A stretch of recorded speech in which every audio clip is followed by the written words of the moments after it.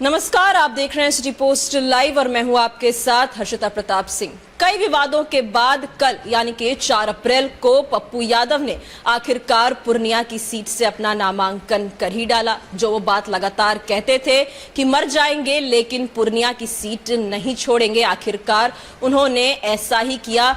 काफी हलचल मची रही राजधानी पटना से लेकर पूर्णिया तक, जो कि हमारे मैनेजिंग एडिटर ने पूर्णिया जाकर जो भी वहां हलचल थी उसको कवर किया है। पप्पू यादव हो, बीमा भारती हो, तमाम लोगों से लगातार बातचीत की है। तो हमारे साथ हमारे मैनेजिंग एडिटर श्रीकांत प्रत्युष जी मौजूद हैं।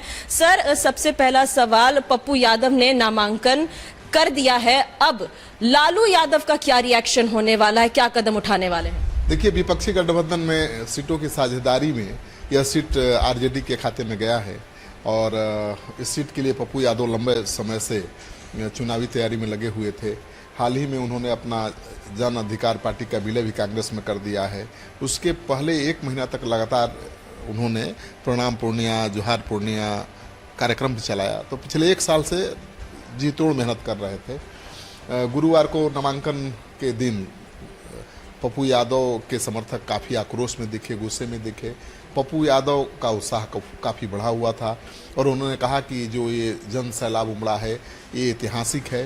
हालांकि ऐसा कोई जन सैलाब नहीं था कि जिसे ऐतिहासिक कहा जा सके, लेकिन जो भी लोग थे उनमें आक्रोश था, जोश था, पप्पू यादव के प्रति समर्पण था।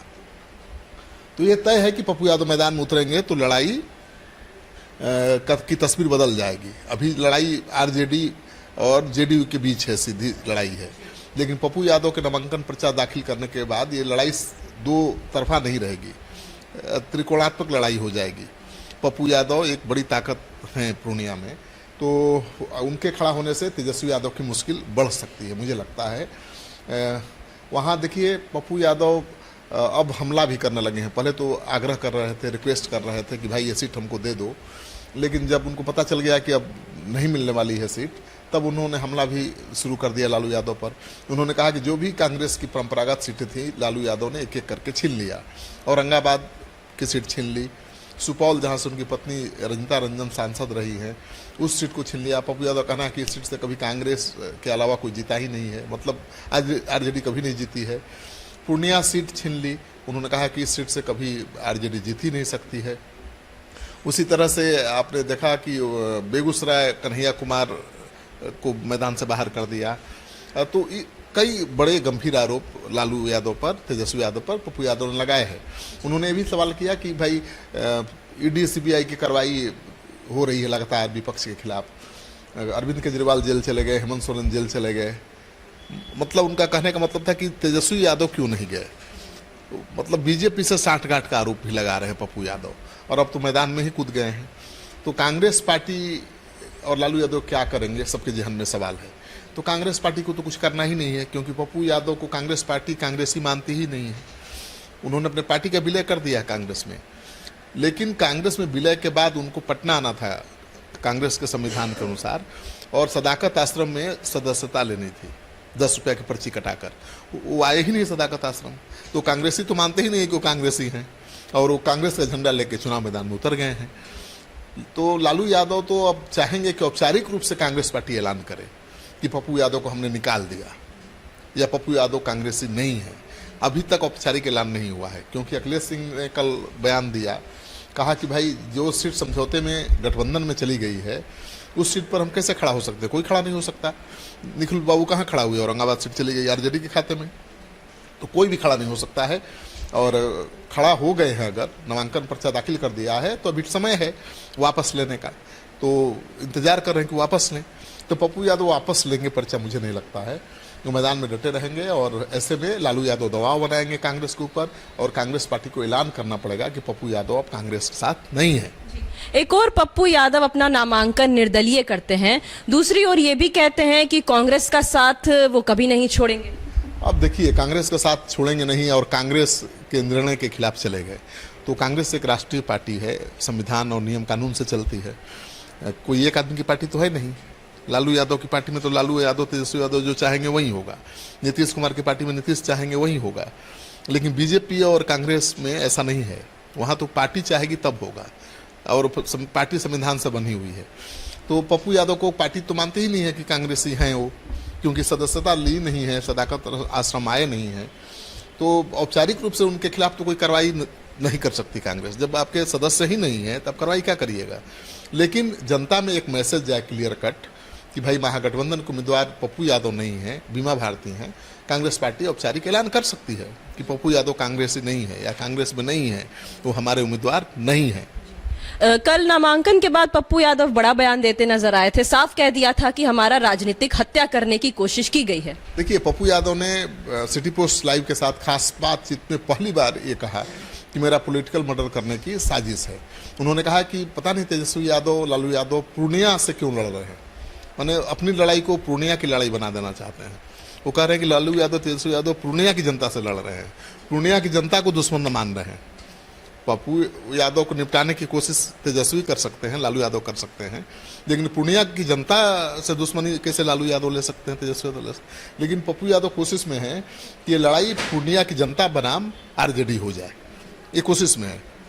देखिए, वहाँ लोगों के बीच भी मैं गया, लोगों से बातचीत भी की। पप्पू यादव की एक खासियत जरूर है कि लोगों से मिलते हैं, लोगों के बीच रहते हैं, लोगों के काम आते हैं, तो संपैथी है। लेकिन अब ये राजनीति है ना, टिकट नहीं मिला तो गठबंधन को छोड़कर उनका साथ देंगे या नहीं लोग, ये बड़ी बात है। देखिए, पप्पू यादव एक जमाने में वहाँ बड़ी ताकत हुआ करते थे, 3 बार निर्दलीय चुनाव लड़े हैं लोकसभा का और जीते भी हैं। विधानसभा 1 बार जीते हैं, 3 बार लोकसभा जीते हैं निर्दलीय उम्मीदवार के रूप में। लेकिन हाल के माहौल को देखें, राजनीति को, तो कमजोर पड़े हैं। अब उनका कहीं दबदबा नहीं दिखा है कि कोई विधानसभा नहीं जीत पाए, लोकसभा भी लगातार हार रहे हैं। तो पहले बार जो उनकी खनक थी, जो पकड़ थी, वो अब नहीं दिखाई दे रही है। और शायद यही वजह है कि लालू यादव, तेजस्वी यादव ने उनकी जगह बीमा भारती को मैदान में उतारा है, क्योंकि उनकी नज़र अति पिछड़ा वोट बैंक पर है। बिहार में जान लीजिए कि नीतीश कुमार अति पिछड़ा के नेता हैं, लालू यादव पिछड़ों के नेता हैं, तो अति पिछड़ों की आबादी सबसे ज़्यादा है। तो नीतीश कुमार का जो वोट बैंक है अति पिछड़ा, उस पर नज़र है लालू यादव की, और इसी सोच के तहत उन्होंने अति पिछड़ा की नेत्री बीमा भारती को मैदान में उतारा है। लोकसभा में कितना फायदा मिलेगा, ये प्रयोग कितना कामयाब होगा, कह नहीं सकते। लेकिन कई जगहों पर इस प्रयोग को लालू यादव ने दोहराया भी है। औरंगाबाद में भी अति पिछड़ा को दिया है, सिवान में भी अति पिछड़ा को देने की बात चल रही है। अभी तो वहाँ से अवध बिहारी चौधरी को लड़ाने की बात चल रही थी, लेकिन अब कहा जा रहा है कि बदला जा सकता है उम्मीदवार। तो कई जगहों पर लालू यादव ने प्रयोग किया। मुंगेर में अति पिछड़ा को दे दिया है। तो लालू यादव का प्रयोग है, अगर सफल हुआ तो ठीक है, नहीं हुआ तो विधानसभा में फायदा पहुंचा सकता है लालू यादव को। अति पिछड़ा के बीच ये संदेश देने की कोशिश लालू यादव कर रहे हैं कि हम भी आपकी ताकत को भूले नहीं हैं, हम भी आपकी ताकत के सामने नतमस्तक हैं, हम भी आपको प्रतिनिधित्व देना चाहते हैं, ठीक है, संसद में, विधानसभा में। तो लालू यादव एक मैसेज देने की कोशिश कर रहे हैं। तो मुझे लगता है कि ये लड़ाई बहुत दिलचस्प होगी, लड़ाई त्रिकोणात्मक भी हो सकती है, और लड़ाई पप्पू यादव और जेडीयू के बीच भी हो सकती है। सर, आप लगातार मौजूद थे पूर्णिया में जिस वक्त बीमा भारती और पप्पू यादव ने अपना अपना नामांकन किया, तो क्या लगता है पप्पू यादव और बीमा भारती की इस लड़ाई में फायदा एनडीए को हो सकता है? देखिए, अगर पप्पू यादव वाकई अपना प्रभाव दिखाने में कामयाब रहे, चुनाव में कहना कुछ भी मुश्किल है, क्योंकि पिछले कुछ चुनावों में उनका कोई प्रभाव दिखा नहीं है खास। पहले थे, बहुत ताकतवर, दमदार थे, लेकिन अब वो पप्पू यादव ना है और न पूर्णिया की वही जनता है, बदल के चुकी, समीकरण बदल चुका है। तो पप्पू यादव अगर दमखम दिखाने में कामयाब होते हैं तो निश्चित रूप से लड़ाई का फायदा जेडीयू को मिलेगा, क्योंकि पप्पू यादव जीत जाएंगे निर्दलीय चुनाव लड़के, ये तो बहुत बड़ी बात होगी।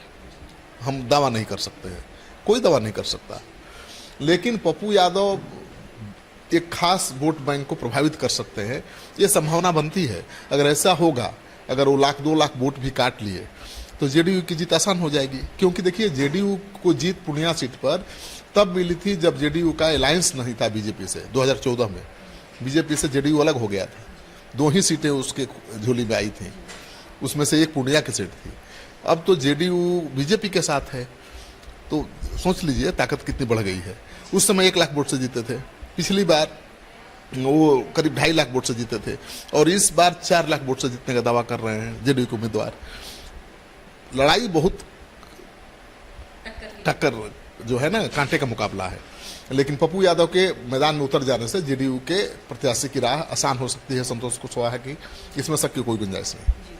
तो आप सुन रहे थे हमारे डायरेक्टर श्रीकांत प्रत्युष जी को, जिनका साफ कहना है कि बीमा भारती और पप्पू यादव की इस लड़ाई का फायदा साफ तौर पर इस चुनाव में जेडीयू में हो सकता है। हमारे डायरेक्टर श्रीकांत प्रत्युष लगातार पूर्णिया में मौजूद थे, जो विवाद चल रहा है उस सीट को लेकर वो उन्होंने सामने से देखा है। पूर्णिया में पप्पू यादव हो, बीमा भारती हो, सभी से लगातार उनकी बातचीत भी चल रही थी। अब इस चुनाव में क्या सचमुच पप्पू यादव बीमा भारती की इस लड़ाई का फायदा जेडीयू उठा ले जाती है, ये देखना भी काफी दिलचस्प होगा। फिलहाल इस खबर में इतना ही। अब आगे की खबरों के लिए देखते रहिए सिटी पोस्ट लाइव। इस वीडियो को लाइक करें, शेयर करें और चैनल को सब्सक्राइब करना ना भूलें। धन्यवाद।